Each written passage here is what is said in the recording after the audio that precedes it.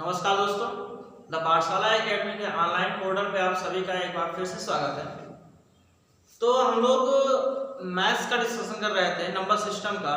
कल के लेक्चर में हम लोगों ने एक्सरसाइज 1.5 को सॉल्व किया, अर्थात 1.5 को हम लोगों ने खत्म कर लिया। उसके सारे प्रॉब्लम्स को हमने सॉल्व किया। अब तक अगर मैं एक ब्रीफ नॉलेज की तरफ आपको ले जाऊं, एक छोटी सी वे में मैं आपको दिखाना चाहूँ कि अब तक हमने इस पूरे चैप्टर में जो चैप्टर हमने शुरू किया नंबर सिस्टम, इसमें हम लोगों ने पढ़ा क्या क्या है। बहुत सारी संख्याओं के बारे में हमने पढ़ा। पहली बार संख्याओं की प्रकृति के बारे में पढ़ा कि संख्याएं किस नेचर की होती हैं, उसके बारे में पढ़ा। परिमेय संख्या पढ़ा अर्थात रेशनल नंबर पढ़ा, अपरिमेय संख्या पढ़ा अर्थात इरेशनल नंबर पढ़ा।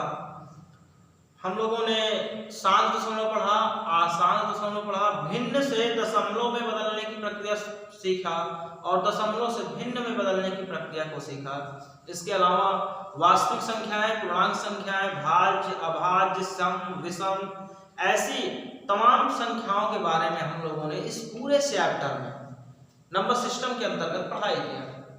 नंबर सिस्टम एक ऐसा चैप्टर है, मैं आपको बता दूं कि ये हर एग्जाम में आपके लिए एक या दो क्वेश्चन लेकर आता है। वो 9th के लिए ही नहीं, हम लोग 9th का सिलेबस पढ़ रहे हैं, बात अलग है। इवन कि ये नंबर आपके कंपटीशन में आप रेलवे के एग्जाम देने जाएंगे, वहां भी आपको ये नंबर सिस्टम की महत्वपूर्णता आपको देखने को मिलेगी। एसएससी में भी आपको नंबर सिस्टम मिलेगा, बैंक में भी आपको नंबर सिस्टम के क्वेश्चंस मिलेंगे। हाँ, बस बात सिर्फ ये होती है कि स्टैंडर्ड थोड़ा सा हाई होता है। हम लोग केवल कुछ डेफिनेशन पढ़ते हैं और उसके बाद प्रॉब्लम्स अपने सॉल्व करते हैं, बस हो गया। 9th क्लास का ये होता है। बट जब हम कंपटीशन लेवल पे जाते हैं रेलवे, एसएससी और बैंक में, तो हम ऑपरेशंस के बारे में पढ़ते हैं, नंबर सिस्टम और संख्याओं के ऑपरेशन के बारे में पढ़ते हैं कि इनका ऑपरेशंस कैसे होता है और इन पे कैसे क्वेश्चन फ्रेम होता है, इस बारे में पढ़ते हैं। बट बेसिक नॉलेज होने के बाद ही आप किसी भी नंबर सिस्टम को या किसी भी संख्या को या किसी भी प्रॉब्लम को आप सॉल्व कर सकते हैं, या आगे की कड़ी आप तभी जोड़ सकते हैं जब आपका बेसमेंट अच्छा हो, अर्थात बेस आपका अच्छा होना चाहिए। बेस आपका नंबर सिस्टम अगर आपने यहाँ पे पढ़ा, आपको अच्छे समझ में आया, तो आप बेशक अच्छा कर सकते हैं। आगे जो आप एग्जाम देंगे, कंपटीशन तैयारी करेंगे, उसमें आप अच्छा कर सकते हैं। ये सभी स्टूडेंट के लिए होता है, किसी एक स्टूडेंट की बात नहीं कर रहा हूं मैं। तो हम लोगों ने इस कड़ी में एक्सरसाइज 1.1, 1.2, 1.3, 1.4 और 1.5 हम लोगों ने सॉल्व किया। आज के इस लेक्चर में मैं 1.6 एक्सरसाइज लेकर आया हूं और 1.6 एक्सरसाइज को हम लोग आज सॉल्व करेंगे। और 1.6 एक्सरसाइज की अगर मैं बात करूं तो 1.6 एक्सरसाइज हम लोग एकदम बेहतरीन से सॉल्व करेंगे। आज की इस लेक्चर में 1.6 खत्म करके नंबर सिस्टम की कहानी को समाप्त करते हैं, उसके बाद नेक्स्ट टॉपिक के लिए हम लोग चलेंगे। आइए 1.6 एक्सरसाइज शुरू करने से पहले कुछ नियमों के बारे में जान लें, कुछ रूल्स को हम पढ़ लें। तो आइए देखते हैं रूल्स हैं क्या। आइए देखते हैं रूल्स की अगर मैं बात करूं तो कुछ घातांक के नियम होते हैं, घातांक के नियम होते हैं कुछ, अर्थात घातांक रूल होते हैं। उसकी अगर मैं चर्चा कर लूं और घातांक की बात करूं तो ये वास्तविक संख्याओं पर घातांक के नियम। वास्तविक संख्या इसलिए बोला गया है कि वास्तविक संख्या के अंदर हर प्रकार की संख्याओं का सम्मिलन होता है, हर प्रकार की संख्या इसके अंदर होती है, इसलिए वास्तविक संख्याओं का ऑपरेशन हम लोग पढ़ने जा रहे हैं। ऑपरेशन पढ़ने का मतलब कि हम लोग केवल घातांक के बारे में जानेंगे। घातांक का मतलब होता है घातों के बारे में हम जानेंगे कि किसी संख्या के ऊपर घात लगी है तो हम उसको कैसे सॉल्व करेंगे। अभी तक हम केवल सीधी संख्याओं के बारे में चर्चा करते आए हैं। अब आज हम सीखेंगे घातांकों के बारे में कि किसी संख्या का घात अगर दिया गया है तो हम कैसे देखेंगे और कैसे उसका निकालेंगे, आंसर कैसे उसका फाइंड करेंगे। पहले नियम में मैं आता हूं, अगर कोई a ग्रेटर देन अगर 0 है एंड p और p एंड q पूर्णांक हैं, क्या है? पूर्णांक हैं। या वास्तविक संख्या का मैं सीधा सीधा बोल दूं और कुछ ना बोलूं, पूर्णांक को हटा के मैं सीधा सीधा बोल दूं कि p P and Q वास्तविक संख्या है, आप इसको वास्तविक संख्या ही मानोगे। ठीक, मैं इसको पूर्णांक इसलिए नहीं बोल रहा हूं कि पूर्णांक की एक लिमिट होती है, एक सीमा होती है, उसके बाहर की संख्याएं इसमें फिर नहीं फॉलो करेंगी और हमारा घातांक का जो नियम होगा वह गड़बड़ हो जाएगा, अर्थात गलत हो जाएगा। तो a ग्रेटर देन अगर 0 है, P एंड Q वास्तविक संख्या है, रियल नंबर है, अर्थात कौन सी संख्या है, रियल नंबर है, तो हम लोग चर्चा करेंगे कि हो क्या सकता है। अगर a की पावर p है डॉट का मतलब इनटू a की पावर p है और इनटू a की पावर q है, तब हम इसको लिख सकते हैं a की पावर p प्लस q, इसको हम लिख सकते हैं। अब आप बोलेंगे सर कैसे लिख सकते हैं कि अगर a की पावर p है इनटू b a की पावर q है, तब a की पावर p प्लस q हम क्यों लिख सकते हैं, कैसे लिख सकते हैं। आपको एक चीज बता दूं, जब आधार सेम हो, आधार यहाँ पे a है, आधार अगर आपका सेम है अर्थात बराबर आधार का है, आधार आपका बराबर हो, तब घातें जुड़ जाती हैं। घातें क्या होती हैं, जुड़ जाती हैं। क्या हो जाती हैं, जुड़ जाती हैं बच्चा, अर्थात आधार अगर आपका सेम है तो घातें आपकी आपस में जुड़ जाती हैं। देख रहे हैं आधार यहाँ पे है और यहाँ पे है, तो घातें आपस में जुड़ गई, a बराबर हो गया a की पावर p प्लस q। अगला क्वेश्चन अगर देखें, अगला नियम देखें घातांक का, तो ये होता है अगर a की पावर p है बटे a की पावर q है, तब ये आपस में घट जाती हैं, a की पावर p माइनस q हो जाता है।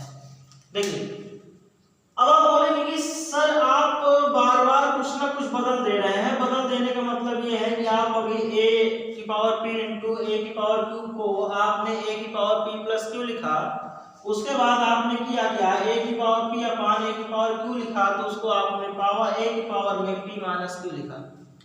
तो इसको मैं समझाने का प्रयास आपको करता हूं, जो थोड़ा बहुत नॉलेज मेरे पास है मैं उसकी पूरी कोशिश करता हूं आपको 100% देने की। तो अगर गुणे की मैं बात करूं तो गुणे में घातें आपस में जुड़ जाती हैं, कब, जब उनका आधार सेम हो, अर्थात a लेने का मतलब अगर 2 की पावर 5 हो इंटू 2 की पावर 6 हो, तो इसको मैं लिख सकता हूं 2 की पावर 5 प्लस 6, आधार सेम था, दोनों में 2 2 था, इसलिए घातें आपस में जुड़ी और ये जुड़ के 11 हो जाएंगी। ठीक, जुड़ के कितना हो जाएगा, 2 की पावर 11 हो जाएगा। पहली कंडीशन में अगर गुणे में घातें हैं, गुणे में हैं और बेस समान है, तब घातें आपस में जुड़ जाती हैं। लेकिन सेकंड कंडीशन ये है अगर घातें डिवाइड हो रही हैं अर्थात बेस बराबर हो लेकिन एक दूसरे के बटे में हो, तो घातें आपस में क्या होती हैं, घट जाती हैं। जस्ट लाइक कंडीशन ये होगा 2 की पावर 5 है, अगर हम इसको 2 की पावर 6 कर देंगे बटे में, तो अगर इसको मैं ऊपर ले जाऊंगा 2 की पावर 5 माइनस 6 और ये होगा 2 की पावर माइनस 1। आंसर आपका आएगा 1/2। माइनस पावर लगेगा होने का मतलब होता है कि वो संख्या 1/2 नीचे आ जाएगी, 1/2 नीचे नहीं आएगी। अगर पावर लगा है -1 तो ये आएगा नीचे चला जाएगा, 1 बटे में आ जाएगा और 2 की पावर 1 का मतलब 2 ही होता है। अब अगर मैं इस क्वेश्चन को सॉल्व करूं तो आंसर मेरा 1/2 आना चाहिए, तो आप बोलेंगे जी सर बिल्कुल आना चाहिए, तो 1/2 आएगा, तभी ये जो मैंने ऑपरेशन यहाँ पे किया सही होगा, अन्यथा नहीं होगा। तो आप देखेंगे मैं इसको करूंगा, 2 का 5 बार क्रॉस कर सकते हैं क्योंकि यह संख्या 2 की पावर 5 लगी हुई है। नीचे वाली संख्या को आप 2 को 6 बार लिख सकते हैं गुणे में, क्योंकि 2 की पावर 6 लगी हुई है। तो आप बोलेंगे जी सर कर सकते हैं, कोई समस्या नहीं। बटे में संख्याएं जो है आपस में कट रही हैं, आप उनको काट सकते हैं। 5 संख्याएं आपस में कट गई, 4 3 2 5 2 2 4 और एक संख्या 5 संख्या कट गई, आपको केवल 2 यहाँ शेष दिखाई दे रहा है और वो ऊपर केवल 1 दिखाई दे रहा है। तो 1/2 जब हमने घातों के नियम से सॉल्व किया तब भी 1/2 आया, और जब हमने ऐसे पूरा सॉल्व किया तब भी 1/2 आया, अर्थात हमारा घातांक का जो नियम था वो हमारा नियम सही आया। ठीक, घातांक का जो मेरा नियम था वो नियम सही आया। कहने का मतलब ये है कि अगर a की पावर p अपान a की पावर q है तो उसको इक्वल टू a की पावर p माइनस q लिखा जा सकता है। अब तीसरी कंडीशन की मैं बात करूं कि तीसरी कंडीशन होता क्या है, अगर a की पावर पूरे की पावर अगर q है तो इसको हम लिख सकते हैं a की पावर p इंटू q। अब आप बोलेंगे ऐसा क्यों लिख सकते हैं, तो मैं आपको बता दूं कि a की पावर p की पावर q है तो इसको a की पावर p इंटू q लिख सकते हैं, क्योंकि अगर 2 की पावर 2 है और इन सब की पावर 3 है तो आपस में घातें जो होती हैं गुणा हो जाती हैं और ये हो जाएगा 2 3 6, अर्थात आप इसको 2 इंटू 3 और या तो 2 की पावर 6 लिख सकते हैं। वही कंडीशन यहाँ पे किया गया है। ठीक, सेम क्वेश्चन है, इसमें कोई किसी प्रकार का कंफ्यूजन आपको नहीं होना चाहिए। ये वास्तविक संख्या है अर्थात ये रियल नंबर आपको होना चाहिए। और चौथी कंडीशन एक और हो सकती है, चौथी कंडीशन आपकी ये हो सकती है कि अगर बेस डिफरेंट हो, अर्थात बेस आपका क्या हो, बेस आपका डिफरेंट हो, बेस अलग अलग हो और घात अब आपकी सेम हो, तब आप उसको कैसे ऑपरेशन को सॉल्व करेंगे।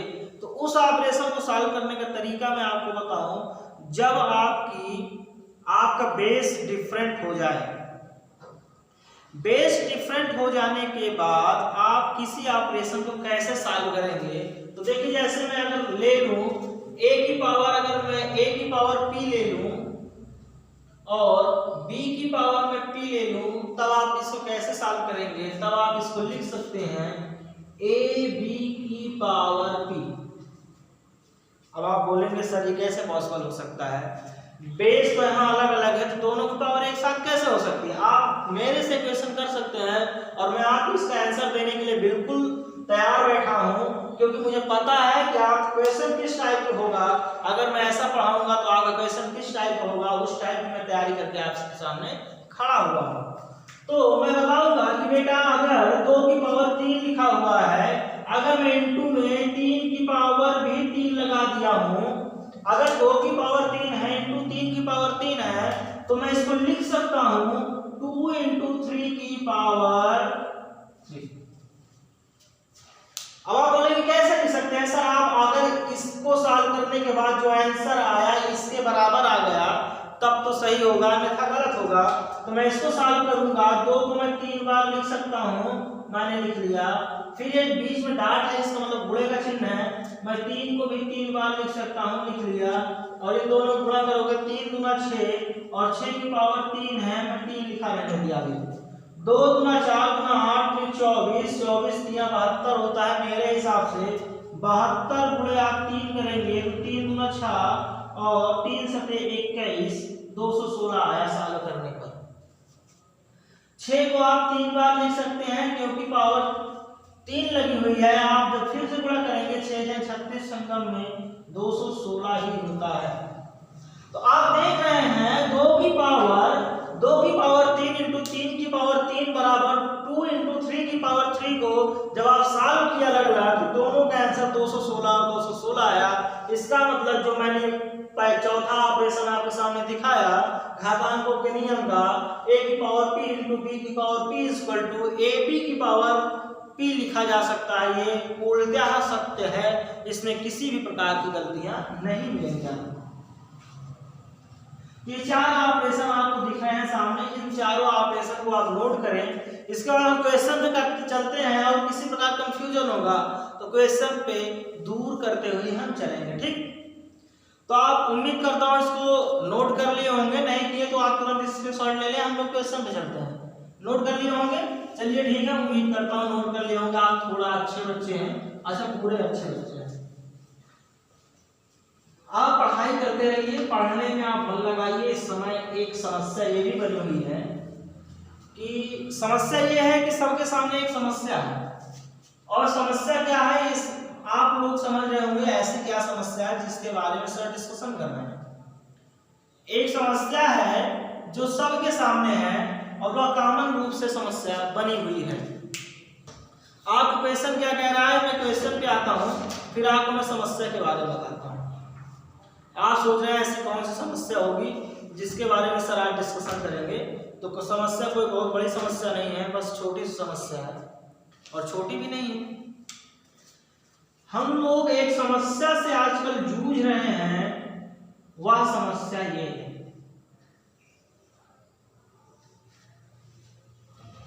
कौन सी समस्या है? इस समस्या से जूझ रहे हैं। टोटल पर्सन पूरा भारत, ऑल ओवर इंडिया आपका इसी समस्या से जूझ रहा है, और इवन पूरा वर्ल्ड इसी से जूझ रहा है। ये एक ऐसी वैश्विक महामारी आपके पास आ गई है, हमारे देश में, विदेशों में और अन्य कंट्रीज में भी ये जो बीमारी आई है, एक वैश्विक महामारी जो हमें परेशान करके रख दी है। सारे क्षेत्र को, जितने भी क्षेत्र हैं, टोटल एरिया इसने परेशान करके रख दिया। इस कोविड-19, इसका नाम है कोविड-19, जिसको आप हिंदी में कोरोना के नाम से जानते हैं, है ना। ऐसा कुछ नाम आपने सुना होगा। और इस समय एक सबसे फेमस लॉकडाउन चल रहा है जो शायद 4.0 के नाम से जाना जाता है। तो कोई बात नहीं, लॉकडाउन लगातार चल रहा है, इस शब्द की आप लगातार चर्चा करते हुए आए हैं। कोविड-19 एक ऐसी वैश्विक महामारी है जिसके कारण आपका कॉलेज, स्कूल, इंस्टीट्यूशंस और अदर कंपनीज सारी की सारी ठप बैठी हुई है। भारत की अगर मैं बात करूं, या अन्य वर्ल्डों की, अन्य कंट्रीज की मैं बात नहीं कर रहा हूं, अन्य कंट्रीज की बात नहीं कर रहा हूं, मैं केवल भारत की अगर बात करूं तो भारत इस वैश्विक महामारी के चपेट में इतना घातक रूप से आ चुका है कि इससे उबर पाना इतना आसान नहीं है। बट हाँ, कोशिश करने से सब कुछ संभव हो सकता है, ये भी सच है। तो भारत में इस समय कंडीशन ये है कि सारे स्कूल, कॉलेज, इंस्टीट्यूशंस, छोटी बड़ी जो कंपनियां हैं बंद है, रेलवे पूरा ठप पड़ा हुआ है, अर्थात जितने कारोबार हैं सारे कारोबार बंद पड़े हुए हैं। कोई भी कारोबार कुछ नहीं हो रहा है। पूरे चौराहों पर या पूरी मार्केट आपको बैरिकेडिंग कर दी गई है। लॉकडाउन का असर है, लॉकडाउन मतलब पूरी मार्केट बंद कर दी गई है। उसका रीजन सिर्फ ये है कि लोगों को सुरक्षित रखा जाए, कोविड-19 से बचाया जाए, एक वैश्विक महामारी से उनको बचाया जाए कि ज्यादा से ज्यादा लोग इस कोरोना से इफेक्टेड ना हो। इसलिए इस लॉकडाउन की घोषणा की गई, और लगातार इस लॉकडाउन की घोषणा को या ड्यूरेशन ऑफ टाइम लॉकडाउन का बढ़ता चला जा रहा है। सिर्फ रीजन ये है कि लोगों को अधिक से अधिक सुरक्षित रखा जाए, भारत में से ज्यादा से ज्यादा फैलने से रोका जा सके। क्योंकि यह महामारी, जो वैश्विक महामारी आई है, चारों तरफ से आक्रमण की है। भारत की अगर मैं बात करूं तो चारों जो इसके आधारशिले हैं उसको इसने हिला कर रख दिया है। हमारी जीडीपी हो या हमारे उद्योग हो, धंधे हो, व्यापार हो या शिक्षा हो, हर क्षेत्र में इसने वार किया है और सबको ये बहुत ही घातक चोट पहुंचा गया है। तो इस बीच मेरा बात करने का मतलब इसमें सिर्फ ये है कि इस वैश्विक महामारी के आ जाने के कारण बहुत सारे बच्चों की शिक्षा व्यवस्था में भी व्यवधान उत्पन्न हो गया है। तो व्यवधान जो उत्पन्न हुआ, ऐसा नहीं कि बहुत सारे बोल रहा हूँ, मतलब सभी के क्षेत्रों में हुआ है। कंपटीटर परेशान है, कंपटीशन नहीं हो सकता है, वैकेंसीज नहीं आ रही हैं क्योंकि ऐसी वैश्विक महामारी है। क्लासेस सारे बंद है, बच्चों की शिक्षा जो आपका सत्र है वो लेट होता चला जा रहा है, सत्र आपका चल नहीं रहा है, आप परेशान हैं, घर पे बैठे हुए हैं। तो एक तरह से आप घर पे बैठे हुए हैं, आप पढ़ाई भी नहीं कर रहे हैं, आपका स्कूल कॉलेज भी बंद है, आप घर पे भी रह के पढ़ाई नहीं कर रहे हैं। तो आप देख रहे हैं कि जब एक समय आएगा जब आप स्कूल या कॉलेज जाएंगे तो पुरानी चीजें आपने पढ़ रखी है वो सब चीजें भूल जाएंगे अगर आपने पढ़ाई नहीं किया तो इस सब भूमिका बताने का मेरा मतलब ये हुआ कि सारी चीजें खत्म है, बट आप एजुकेशन आप लेते रहें और कंटिन्यू आप पढ़ते रहें। बहुत सारे बच्चों का एक बहाना होता है, पढ़ाई न करने का बहुत सारे बहाने होते हैं, जैसे काम न करने के बहुत सारे बहाने हैं कि हमारे पास किताब नहीं है, बुक्स नहीं है ना, हमारे पास वक़्त नहीं है, पेन नहीं है, कॉपी किताब नहीं है, हम कैसे पढ़ें? तो मैं ये आपसे एक प्रश्न करना चाहूंगा, अगर आप 9th में हैं, यानी कि इस बार आप 9th में जाते 8th में आप थे, तो क्या आपके पास 8th की बुक नहीं है? 8th की बुक आपके पास नहीं है? मैं आपसे पूछना चाहूंगा, क्या आपके पास 8th की बुक नहीं है? आप ऐसा नहीं कह सकते कि नहीं सर 8th की बुक नहीं है। आपके पास 8th की बुक है तो आपके पास 8th की सारी बुकें होंगी, मैथ होगी, साइंस होगा, एसएसटी होगा, इंग्लिश की भी बुक होगी, हिंदी की भी बुक होगी, सारी बुकें आपके पास अवेलेबल होंगी क्लास 8th की। तो आप क्लास 8th की ही बुकों को आप एक बार फिर से पढ़ जाएं। एसएसटी पढ़ेंगे तो आपको फायदा होगा, हिंदी पढ़ेंगे तब भी, इंग्लिश पढ़ेंगे तब भी, साइंस पढ़ेंगे तब भी और मैथ पढ़ेंगे तब भी, क्योंकि जब आप 9th में जाएंगे जो चीजें आप 9th में पढ़ेंगे, जब आप इसको अच्छे से पढ़ लेंगे तो आपको 9th में वो चीजें जब मिलेंगी तो आप कम टाइम में आप ज्यादा बेहतर करने की कोशिश करेंगे और सफल भी होंगे। इसलिए मैं आपसे एक उम्मीद करता हूं और एक अपील भी करता हूं कि सारे बच्चे पढ़ाई पर विशेष रूप से ध्यान दें, डेली का एक रूटीन बना लें। कम से कम आपको 3 से 4 घंटे पढ़ाई करना ही करना है। दिन के 24 घंटे होते हैं बच्चा, 24 आवर्स होते हैं। इस 24 आवर्स को अगर मैं डिवाइड कर दूं तो आप 8 आवर्स सो रहे हैं। चलो ठीक है, आपने कहा सर नींद बहुत आती है तो 8 घंटे हमने सोने में निकाल दिया, कोई बात नहीं, आपने 8 घंटे सोने में निकाल दिया। अब आप कह रहे हैं सर खाना वाना भी तो खाना है, बहुत सारे काम है, मैंने आपको 2 आवर्स दे दिए। फिर आप कह रहे हैं और भी बहुत सारे काम है जिसकी वजह से मैं खेल कूद रहा हूं, मतलब खेल हो रहे हैं, तो आपको 4 आवर्स खेलने के भी दे दिए गए। 8 4 12 2 14 घंटे हो चुके, अभी भी आपके पास 10 घंटे बचा है। फिर आप कह रहे हैं घर के बहुत सारे काम धाम होते हैं, उनके में भी मैं टाइम दे रहा हूं, तो कोई बात नहीं, ये लो आपके लिए 3 घंटे ये भी दिया गया। अभी भी आपके पास बहुत सारा टाइम बचा हुआ है, यानी कम से कम 7 घंटे आपके पास बचे हुए हैं। और भी आप बोल रहे हैं कि इधर उधर का टाइम कर रहा हूं मैं, मान लिया मैं 2 आवर्स अदर एक्टिविटीज में मैंने आपको दे दिए। आप जब इसका टोटल करेंगे तो मेरे हिसाब से आप 19 आवर्स पाएंगे। 8 तो 10 14 3 17 तो 19 आवर्स। अभी भी आपके पास शेष कितना बचा हुआ? 5 आवर। अगर इस 5 आवर की बात करूं तो इसमें आपने 3 से 4 आवर भी अच्छे से मन लगा के पढ़ाई कर लिया ना तो बहुत है ये। आपको इस टाइम पढ़ाई करने के लिए 3 से 4 आवर्स भी आपने दिया तो बहुत है, इसमें भी आपको घंटे 2 घंटे आपको मिल गए। अब आप इतना कर रहे हैं तो आप बताइए इतना क्या पढ़ाई आप नहीं कर सकते? बिल्कुल कर सकते हैं। तो कोशिश करिए, डेली आप पढ़ाई करिए, घंटों भर पढ़ाई करिए। आपके लिए मेहनत कर रहे हैं और मेहनत होती रहेगी, आप पढ़ाई करते रहें, बहुत ही जरूरी है। ठीक है, आइए हम लोग अब सीधा क्वेश्चन चलते हैं। क्वेश्चन पहला है ज्ञात कीजिए, मतलब कि फाइंड वैल्यू करना है। पहला क्वेश्चन दिया गया 64 की पावर 1/2, 64 की पावर 1/2। दूसरा क्वेश्चन आपका दिया गया है 32 की पावर 1/5 और तीसरा क्वेश्चन दिया गया है 125 की पावर 1/3। ये 3 क्वेश्चन दिया गया है। इस तीनों क्वेश्चन को मैं एक लाइन में सॉल्व करूंगा, एक साथ सॉल्व करूंगा और आपको दिखाऊंगा। तो आपको मैं बता दूं 64 की अगर बात करूं, अगर एलसीएम लेना आपको आता है तो आप ऐसे एलसीएम ले सकते हैं, 2 से भाग दीजिए 64 को, 32 गुना 64 होता है ना, या 2 × 6 2 × 4, फिर 2 से कटेगा, 2 1 कम 2, 1 बचा 12 हुआ, 12 ही हुआ ना, 2 छंग 12, 2/16 होता है, 2 चौक 8 होता है, 2 गुना 4 होता है, 2 1 कम 2। कहानी समाप्त हो गई। जहां पे एक आ जाए आपको रुक जाना है, आप इसको काउंट कर लीजिए 1 2 3 4 5 और 6, यानी कि 2 × 2 × 2 3 बार लिखा जा चुका है। ये 4 बार हुआ, ये 5 बार हुआ और ये 6 बार। 6 बार हो गया, तो यानी कि 1 2 3 4 5 6, इसको आप लिख सकते हैं 2 की पावर 6।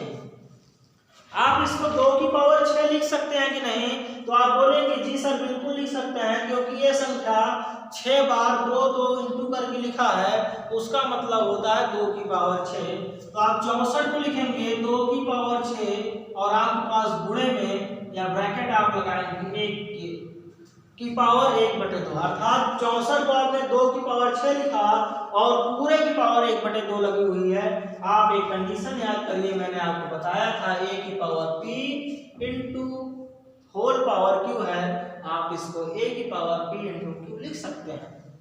तो आप बिल्कुल लिख सकते हैं, जो आपको मैंने बताया तो आप लिख सकते हैं। जब आप लिख सकते हैं तो इसको आप लिखेंगे 2 की पावर 6 गुणे 1/2, 2 से 6 कैंसिल हुआ, आएगा 2 की पावर 3, और 2 की पावर 3 का मतलब होता है वह संख्या 3 बार लिखी जाएगी। जब वह संख्या 3 बार लिखी जाएगी तो यह हो जाएगा 2 दूना 4 दूना 8, अर्थात 64 की पावर अगर 1/2 आपने लगा दिया तो वह मिलकर आया 8, यानी कि 8 इसका आंसर हुआ। आपको ये चीजें समझ में आई होंगी। बहुत ज्यादा नहीं है, घातांक का नियम है, बस आपको लगाते चले जाना है, चीजें निकलती चली जाएंगी। 32 की पावर 1/5 है, तो आप पहले 32 का एलसीएम ले लें कि 32 किससे किससे कटेगा और क्या आएगा। तो 32 2 से ही कटेगा, आपको पता है 16 गुना 32 होता है, 16 आएगा, और 2/16 2 चौक 8 होता है, 2 गुना 4 होता है, 2 एकम 1 होता है। आप देख रहे हैं 5 बार 2 है, तो इसका मतलब 2 की पावर 5 लिख सकते हैं। 32 को आप लिख सकते हैं 2 की पावर 5, होल पावर 1/5 है। और आपको मैंने एक चीज बताया ही है कि अगर a की पावर p है कि होल पावर q है, तब आप इसको लिख सकते हैं 2 की पावर 5 गुणे 1/5, 5 से 5 कैंसिल, 2 की पावर 1 का मतलब 2। ठीक, ये आपका आंसर हुआ दूसरा। तीसरे की बात करूं तो 125 को आप फिर से एलसीएम लेंगे, 125 हुआ। अब आप देख रहे हैं 125 2 से नहीं कटेगा, क्योंकि 2 6 12 5 नहीं कटेगा, 3 से भी नहीं कटेगा, 3 6 12 5 नहीं कटेगा, 4 से भी नहीं कटेगा। अब ये 5 से कटेगा, 5 गुना 10, 2 आया, इस 2 को 5 के पास ले गए तो 25 हुआ, 5 5 25, और फिर 5 5 25, 5 एकम 5, 3 बार 5 है, इसका मतलब 5 की पावर 3 लिखा जा सकता है, क्योंकि 3 बार 5 है, 3 बार 5 मतलब 5 की पावर 3। 125 को आप लिख सकते हैं 5 की पावर 3 की पावर 1/3, और जो पावर 1/3 है उसको आप गुणे में लिख सकते हैं, क्योंकि ये कंडीशन है। 5 की पावर 3 गुणे 1/3, 3 से 3 कैंसिल हुआ, 5 की पावर 1 आई, और ये आंसर आपको हो गया 5। अब आप बताइए इस घातांक के नियम में जो फार्मूले बताए गए, आपका लग रहा है कि बहुत टफ है? बहुत ही इजी क्वेश्चन है, इसमें कोई टफ क्वेश्चन नहीं है। तो आप इसको नोट करिए, उसके बाद सेकंड क्वेश्चन पे चलते हैं। सेकंड क्वेश्चन क्या कह रहा है उसकी बातें करते हैं। आज के इस लेक्चर में हम लोग इस एक्सरसाइज को समाप्त कर लेंगे, चाहे कितना भी टाइम ले। तो हो गया होगा, नहीं हुआ तो आप स्क्रीनशॉट ले लें तुरंत। हाँ ठीक है।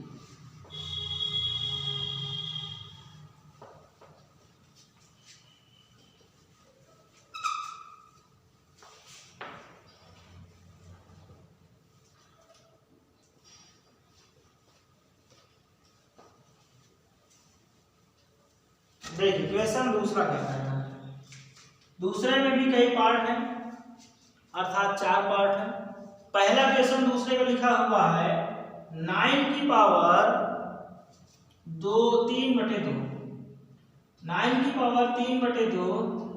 दूसरा क्वेश्चन लिखा गया है इसमें 32 की पावर 2/5। तीसरा क्वेश्चन इसी में लिखा गया है आपका 16 की पावर 3/4, और चौथा क्वेश्चन आपका लिखा गया है इसमें 125 की पावर -1/3। अगर चौथा क्वेश्चन का मैं डिस्कशन करूं आपके सामने, तो चौथा क्वेश्चन आपको जो लिखा गया है वह पहले क्वेश्चन का ही सारा चीज लिख दिया गया, बस केवल क्या किसका फर्क है, माइनस, यहाँ माइनस लग गया, वहां माइनस नहीं था, तो कोई बात नहीं। पहला क्वेश्चन सॉल्व करते हैं। 9 का अगर मैं एलसीएम लूं, यहाँ आप देखिए, यहाँ पे आप देखिए, तो 3 तिकाई 9 और 3 एकम 3, ये 3 से 3 कैंसिल हो गया, 3 एकम 3, 2 बार 3 है अर्थात 3 की पावर 2, इसको 2 बार अगर 3 लिखा हुआ है तो इसको लिख सकते हैं 3 की पावर 2।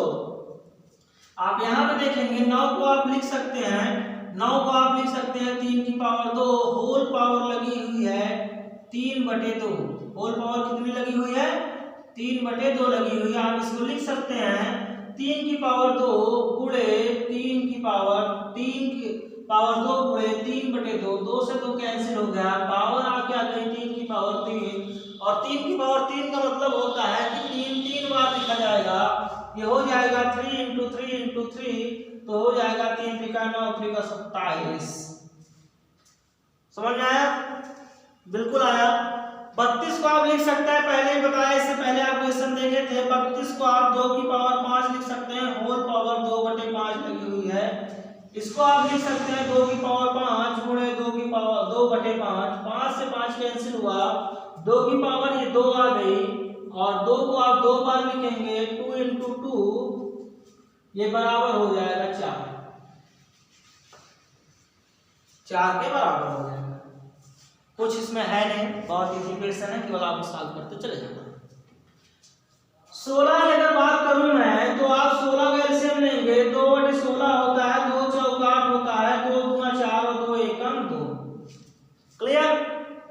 2 को आपने 4 बार लिखा, जब कोई चीज अगर 4 बार लिखी है तो इसका मतलब 2 की पावर 4, 2 की पावर 4 का मतलब ये होता है वो संख्या 4 बार लिखी है, तो आप यहाँ लिखेंगे 16 को 2 की पावर 4 की पावर 3/4, जब आप इसको हटाएंगे आपको पता है a की पावर p की पावर q होता है, तो a की पावर p × q हो जाता है, तो आप इसको लिखेंगे 2 की पावर 4 गुणे 3 की पावर 4, 4 से 4 कैंसिल हुआ, 4 से 4 कैंसिल होने के बाद आप लिखेंगे 2 की पावर, यहाँ पे 3 बचा हुआ, 3 एकम 3 हो जाएगा, और 2 की पावर 3 का मतलब होता है संख्या 3 बार लिखी जाएगी, है ना, संख्या 3 बार लिखी गई, 2 × 2 × 2, 2 दूना 4 दूना, हाँ, आंसर आपको हो गया 8।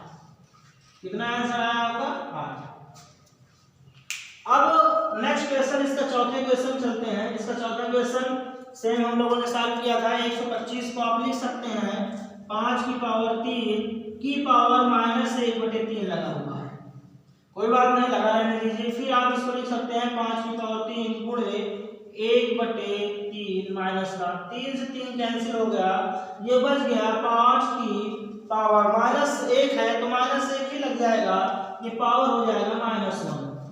-1 का मतलब होता है संख्या 1/5 नीचे चली जाएगी, पावर 1 रहेगी, 1 पावर रहेगी, और 1 पावर मतलब एक ही पावर संख्या रहेगी, इसका मतलब 1/5 इसका आंसर। ठीक, कोई डिफरेंट किसी प्रकार प्रॉब्लम नहीं, एकदम इजी क्वेश्चन हो रहा है, कुछ उसमें है नहीं, बहुत ही इजी क्वेश्चन है, कुछ नहीं है इसमें। आप इसको नोट करिए, स्क्रीनशॉट लीजिए, तुरंत अगला क्वेश्चन हम लोग सॉल्व करते हैं, क्वेश्चन 3 इसका जो है, और थोड़ा सा एक अलग क्वेश्चन होगा, अलग नहीं, वही घातांकों के नियम भी है बच्चा। ठीक है, हो गया होगा, चलिए ठीक है, मैं इसको रफ कर रहा हूँ। बहुत सही, आप बहुत जल्दी इसको पढ़ रहे हैं और बहुत जल्दी आप इसको छाप रहे हैं, ये अच्छी बात है। और छापने में ही केवल दिमाग मत लगाइए, आपको पढ़ना भी है, ये आप सोचिए, छापने में मत रहिए, आपको पढ़ाई भी करना है। तो तीसरा क्वेश्चन मैं करने जा रहा हूँ। तीसरा का पहला जो है आपको क्वेश्चन लिखा गया है 2 की पावर 2/3 इंटू 2 की पावर 1/5, 2 की पावर 2/3 इंटू 2 की पावर 1/5। क्वेश्चन दूसरा जो इसका लिखा गया है 1/3 की पावर 3, 1/3 की पावर 3 का होल पावर 7।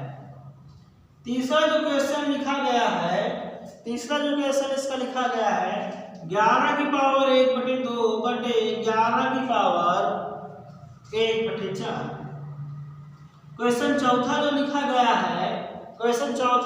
गया है, 1/7 की पावर 2 इंटू 1/8 की पावर 2। सॉरी 1/7 की पावर नहीं है, बल्कि ये 7 की पावर 1/2 लिखा गया ना। 7 की पावर 1/2 इंटू 8 की पावर 1/2, ठीक, ये लिखा गया है। आइए इसको सॉल्व करते हैं। देखिए 2 की पावर 2/3 इंटू 2 की पावर 1/5 लिखा गया है, तो आप इसको लिख सकते हैं। आपको पता है जब बेस समान है, गुणे में है, तो घातें आपस में जुड़ जाएंगी, तो ठीक है जोड़िए। 2 की पावर हो जाएगा 2/3 प्लस 1/5। I am right? बोलेंगे बिल्कुल जी सर, राइट है। 5 और 3 का आप एलसीएम लेंगे तो 15 आएगा। 2 की पावर एलसीएम आपने लिया 15, 3 का भाग 15 में देंगे तो 3 × 5 15, 5 आएगा। और 5 का गुणा आप 2 से करेंगे तो 5 × 10 हो जाएगा। कितना हो जाएगा? 10 प्लस, और फिर इस 5 भाग आपने 15 में किया तो 5 × 15, 3 आएगा। और 3 का गुणा आपने 1 में किया तो 3 × 3। अब आप देखेंगे 2 की पावर 10 और प्लस 3 जोड़ेंगे तो 13 हो जाएगा, और बटे 15 है तो 13/15, ये आपका आंसर हो जाएगा। 2 की पावर 13/15। आप इसको लिख सकते हैं 2 की पावर 13/15, ठीक, यही आपका आंसर। अब इस सेकेंड आंसर की अगर मैं बात करूं तो 1 की पावर 1/3 है। आप इसको, इस पावर को आप ऊपर लाइए। जब आप इसको ऊपर लाएंगे तो ये 3 की पावर -3 की पावर 7 हो जाएगा। अगर आप कोई चीज माइनस में अगर ये पावर लिखी हुई है 2 की पावर -1, तो आप इसको 1/2 की पावर 1 लिख सकते हैं। और 2 की पावर अगर 1/2 की पावर 2 लिखी हुई है, तब आप इसको ऊपर 2 की पावर -2 लिख सकते हैं। Same like as this. Any प्रकार यानी किसी प्रकार की समस्या नो, ठीक। यानी माइनस में कोई पावर लिखी तो आप उसको नीचे ले जाके प्लस कर सकते हैं, और प्लस में कोई पावर नीचे लिखी हुई है तो आप उसको ऊपर लाके माइनस कर सकते हैं। अब आप इसका सीधा उल्टा कर लेंगे। आपको पता है कि पावर की पावर अलग है, पावर आपस में गुणा होगी तो 7 में 21 हो जाएगा। 3 की पावर -21, ये भी आपका आंसर सही है। या दूसरा आंसर आप इसका ये भी लिख सकते हैं 1/3 की पावर 21, ये भी आंसर हो सकता है। तो आपका आंसर ये और ये दोनों हो सकते हैं। किसी प्रकार की कोई समस्या आपको नहीं होनी चाहिए। अब अगर मैं बात करूं तीसरे क्वेश्चन की, 11 की पावर 1/2 और 11 की पावर 1/4 लिखा हुआ है, तो आप इसको सॉल्व करेंगे। 11 की पावर 1/2, अब इस 11 को आप ऊपर लाएंगे, क्या लाएंगे? ऊपर लाएंगे, तो आप गुणे में लिखेंगे 11 की पावर -1/4, क्योंकि नीचे था ना, आपने ऊपर लाया इसलिए माइनस होगा। और आपको एक चीज ये भी पता है, जब कोई चीजें बेस समान हो, नीचे लिखी हुई हो, बेस समान हो, पावर आपको क्या होती है? घट जाती हैं। तो आप डायरेक्ट ये भी लिख सकते थे 11 की पावर 1/2 -1/4, ये लिख सकते थे। इसको मैं अभी से हटा सकता हूं। लो, हटा दिया। बिल्कुल आप बोलेंगे जी सर बिल्कुल सही किया आपने, हटा दिया। आप चीज अब जो है अच्छी से समझ में आ रही है जो आपने लिखा। 11 की पावर 1/4 है, 11 की पावर 1/4 है, तो आप यहाँ देख रहे हैं 1/2 -1/4, इन दोनों में एलसीएम की बात करूँ तो 4 आएगा। 2 का भाग आप 4 में देंगे, 2 × 4 2 बचा, 2 में 1 से गुणा करेंगे तो 2 आएगा, माइनस 4 को 4 से भाग देंगे तो 1 आएगा, 1 को गुणा 1 से करेंगे तो 1 ही रहेगा। और ये आपका आंसर बनेगा क्या? 11 की पावर 2 में से 1 बटे आपका 4 है, 11 की पावर 1/4, ये आपका आंसर हो जाएगा। ठीक। अब अगर मैं नीचे वाले की बात करूं तो आप देख रहे हैं 7 की पावर 1/2 है, तो आप इसको 7 की पावर 1/2 लिखेंगे, गुणा ये 8 लिखा हुआ है, ये 8 लिखा हुआ है। आप इस 8 को काट सकते हैं। आगे का तरीका मैंने आपको बताया था कि अगर a की पावर p इंटू b की पावर q तो b की पावर p है, आप इसको लिख सकते हैं ab की पावर p। a की पावर p इंटू b की पावर p लिखा हुआ है, तो आप इसको बराबर लिख सकते हैं a b की पावर p, तो आप बोलेंगे जी सर बिल्कुल लिख सकते हैं। तो उसी प्रकार से लिखा हुआ है a की पावर 1/2 b की पावर 1/2, इसको आप लिख सकते हैं 7 × 8 की पावर 1/2। 8 से 56 होता है, आप लिख सकते हैं 56 की पावर 1/2। क्या लिख सकते हैं? 56 की पावर 1/2 लिख सकते हैं, और यही आपका आंसर होगा और कुछ नहीं। तो आपका आंसर हुआ 56 की पावर 1/2। इस तरह से यह एक्सरसाइज समाप्त हुई, आप इसको नोट करिए। उम्मीद करता हूं नोट हो गया होगा ना। तो आज आपका एक्सरसाइज 1.6 समाप्त हो जाने के बाद आपका नंबर सिस्टम यहीं से समाप्त होता है, यानी कि आज से आपका नंबर सिस्टम की कहानी जो है वो समाप्त हो चुकी है। अब हम लोग नेक्स्ट एक्सरसाइज जो पढ़ेंगे या नेक्स्ट टॉपिक जो पढ़ेंगे वो आपका होगा बहुपद, पॉलिनोमियल। हम लोग इसके बाद पढ़ना शुरू करेंगे और एक एक करके इस पूरे मैथ्स की धज्जियां उड़ा कर रख देंगे। इतना अच्छे से और इतना बेहतरीन ढंग से इसको पढ़ लिया जाएगा कि एक एक क्वेश्चन कोई कहीं से उठा के पूछ लेगा और किसी भी टाइप का क्वेश्चन पूछ लेगा, हम उसको बता लेंगे। ये मैं आपको गारंटी दिलाता हूँ कि जिस टाइम आप पढ़ना शुरू करेंगे, मैं आपको पढ़ा रहा हूँ, समझा रहा हूँ, आप पढ़ना शुरू कर देंगे, आपको मैं ये वादा करता हूँ कि आप कैसे भी क्वेश्चन होंगे उसको आप देखते ही सॉल्व करेंगे। बस आप मन लगा के पढ़ाई करते रहिए, ठीक। आज तो बस यही तो, धन्यवाद क्लास। नेक्स्ट लेक्चर में हम लोग मिलते हैं, अपना पॉलिनोमियल लेके, बहुपद लेके, उसका हम लोग चर्चा करेंगे। और आप लोगों से एक रिक्वेस्ट है कि आप लोग इस चैनल को ज़्यादा से ज़्यादा शेयर, सब्सक्राइब और लाइक करवाएं, ज़्यादा से ज़्यादा लोगों को जोड़ें। धन्यवाद क्लास।